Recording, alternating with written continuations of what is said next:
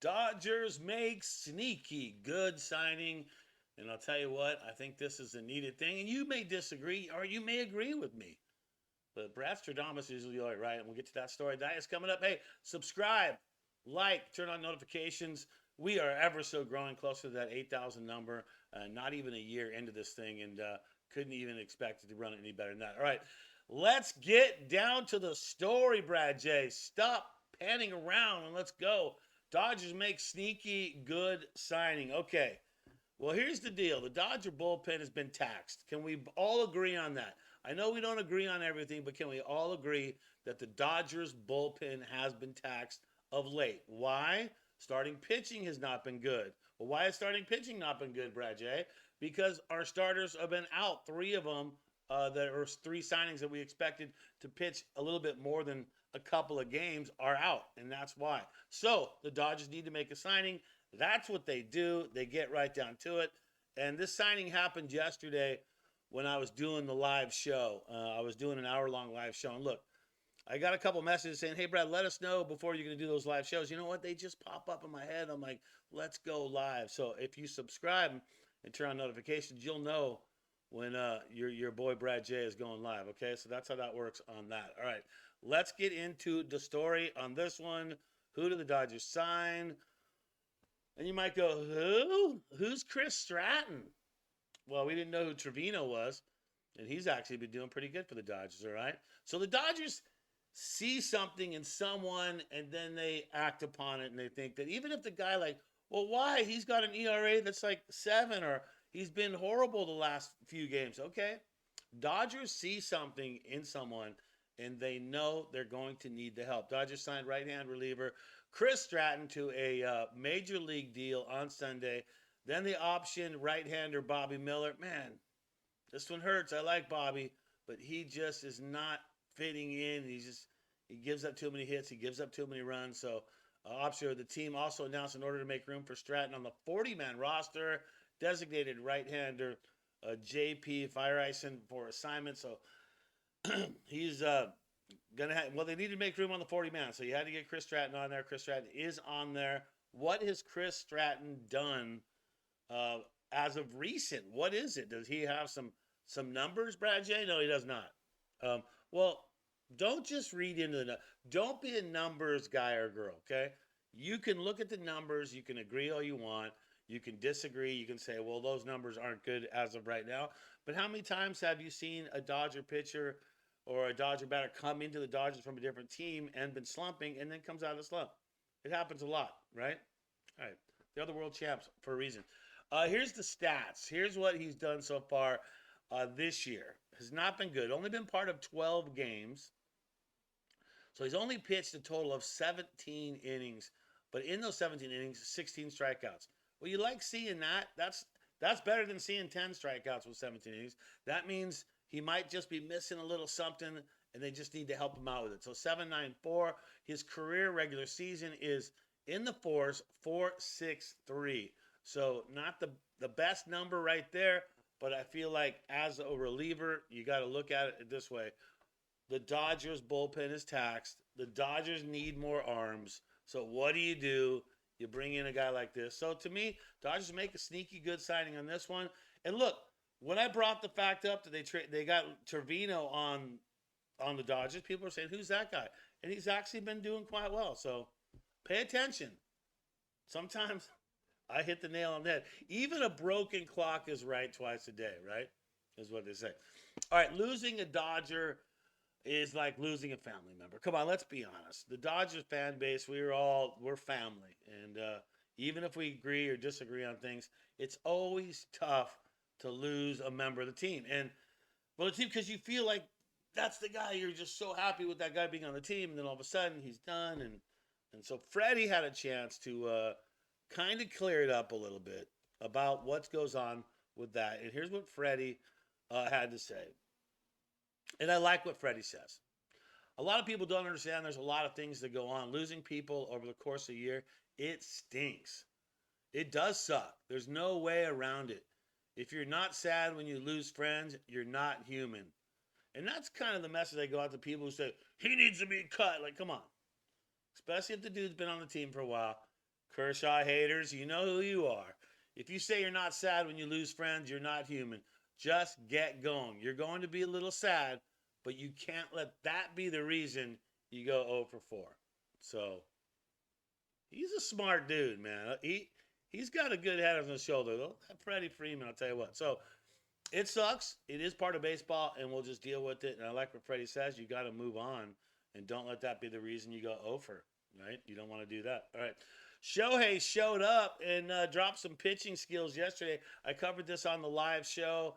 He was supposed to pitch some to live hitters on Saturday. The game went late on Friday night. That was a 13-inning game, so he couldn't do that. And the Dodgers said that his rehab is all on how many times the guy gets base hits and stuff like that. So his rehab has gone quite well because he hasn't been hitting quite well. So the worse he does batting is the better he will be staying on track to pitch. So that's what I'm getting from all this. But joking aside, Shohei has been showing up. 295 is his batting average. He's below the 300 mark, but he's now tied with 18 home runs. Aaron Judge and him are locked in a tie. 32 RBIs. Like to see that number be a little bit more. 11 on the stolen bases, a 1.026 OPS. That's what he's been doing with the bat. All right. So here's what happened on pitching yesterday.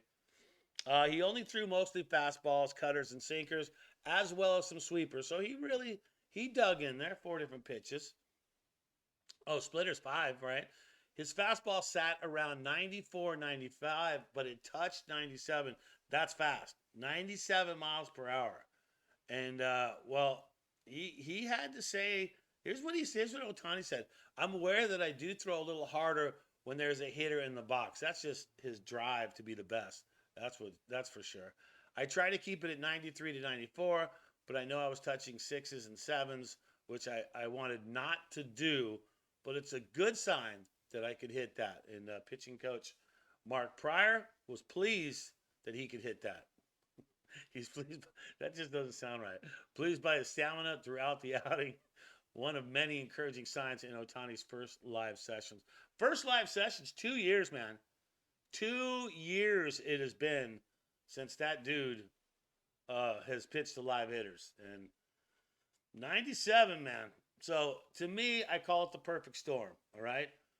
He's going to come back, and the Dodgers have already said that they want him coming back after the All-Star break. So July 15th is the All-Star break. There's games like on the 17th, I think, or 18th, right after that. So that is when he would come back. Now picture this. This is why I say perfect storm.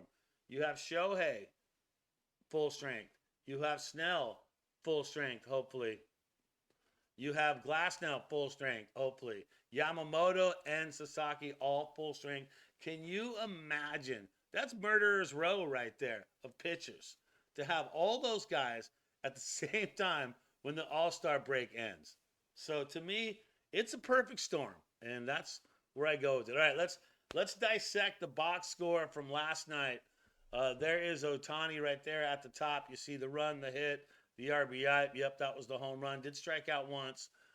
Betts, not the best game. Managed to muster a hit. Freeman, what doesn't he do? He always is getting hits. But if guys aren't getting on before him, it's hard to get RBIs that way.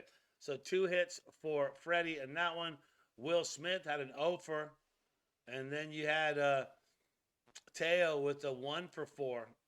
1 out of 4. And then you got a hit out of Muncy, 210. So he has brought that average up. Muncy watch continuing, 210 now on that. And Pajes having a rough outing, 0 for.